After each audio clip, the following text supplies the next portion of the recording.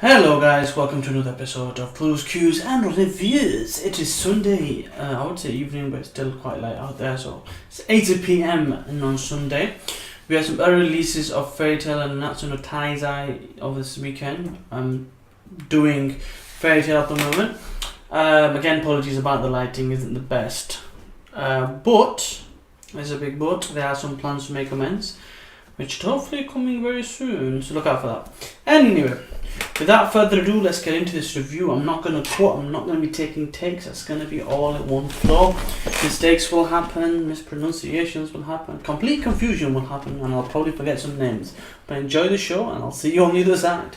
Anyway, so Fairy Tail 494 very much was kind of seeming like it was setting for final battle.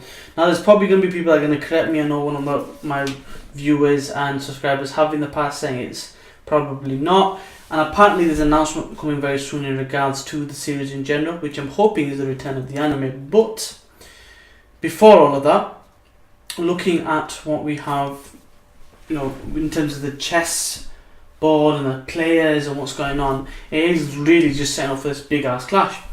Now we get the reintroduction of all the 12 members of the Spriggan 12. I'll talk about it in a second. But the first thing that really happens is we get to see a bit of Inval's magic. Now there's a bit of fun here, but did you know that the mangaka or the mangaka of this character, this story actually loves the number 7?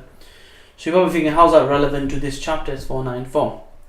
Well, there's two things to kind of consider with this. So 494, 8 plus 9, 17, 7's in there, that's one way.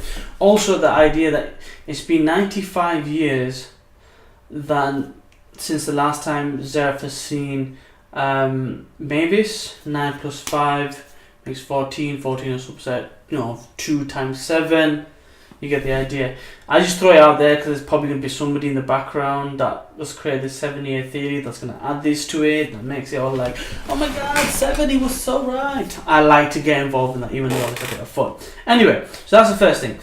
What was interesting though, more than anything of that type of information, was more to do with Inval's power. Inval was able to basically paralyze Mavis, and then later on, after getting an earful from Zeref, he bound her mind so she couldn't make any rational thoughts or any plans, because she's meant to be the tactician, right?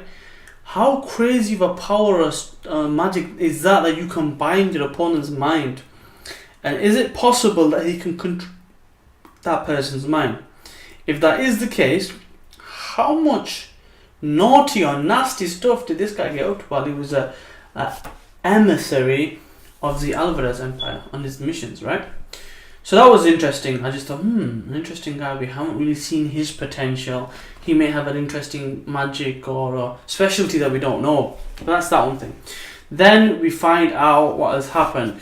They basically reformed the map for Fairy Tail to be a castle on a hill, reminiscent of when it was originally designed, and when Gildas would come back, the city would part, and there'd be a hill walk up to Fairy Tail.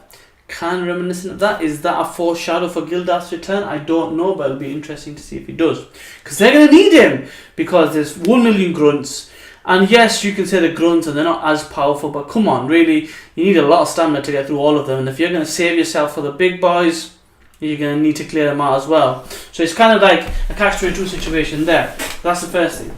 Then you have all 12 back.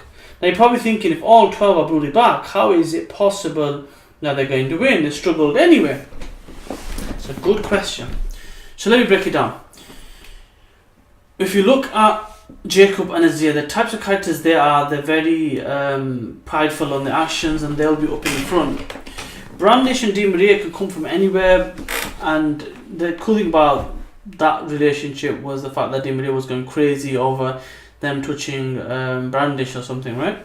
So that's how they reintroduced these people back. So Jacob and Azir were like, you lost, it was a fluke, and goading each other, which was cool. And then we find out how the rest about August, nothing really happened to him. He is fine. He was giving dirty to Rashid. Now we've been told that August is the strongest, it's reconfirmed, but that may be more about just pushing August forward in terms of power being the general. Rashid is meant to be the secret weapon, and he's meant to have the capability of destroying Acnologia. Yeah, so it's like, I would get excited about something like this, but then I'm thinking, yeah, August is strong, but no, Eileen is also strong, no, this guy is also strong, no, he might be stronger than both of them too, but no, August is the strongest. Yeah, it kind of feels like, oh wait, I forgot to mention this, but it's just adding things. So although it's something to get excited about, I'm not as excited about it. I just want to see him in action before I can really get hype. Anyway, that side, we get to see that Bradman, God Serena, and Wal Ich are back because of Nine Hearts ability. But it also comes down to the dead, which is a good thing, because if you kill at least a quarter of them, you're normally on a good kind of track at least. So take out 9 heart, a third are down, and you're halfway there, or 2/3 there, to go basically. So we see it all set up. We find out that Eileen is basically a specialist in separation, so they're looking to separate Fairy Heart from Mavis, and coincidentally, it takes time, which is why this whole configuration has been set up.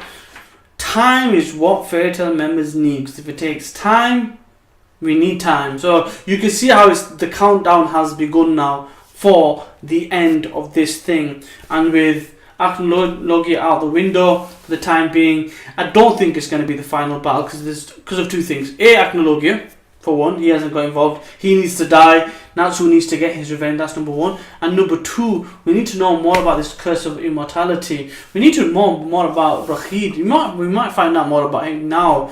But how is another Dragneel alive and kicking? And how is he related to them? Is he a clone? Is he a son? Does he also have an immortality thing? What is going on? Is Rashid another attempt of the whole the Eterno kind of plan that was put into Natsu later? We don't really know. We'll have to wait and see. Not much happened in this chapter, but it's a build-up chapter, so we'll have to wait and see what happens next time. I don't think it's the end. I don't think this battle's going to be the end. Hopefully it's not. Please don't be. Anima come back. Waiting to see. Anyway, thank you very much for your time. Hope you enjoyed the video. Hope you enjoyed the chapter. Please leave me a like and let me know in the comment section below what you thought of the chapter. And is it coming to an end or not? And if you haven't, please subscribe, and I'll see you next time. Peace.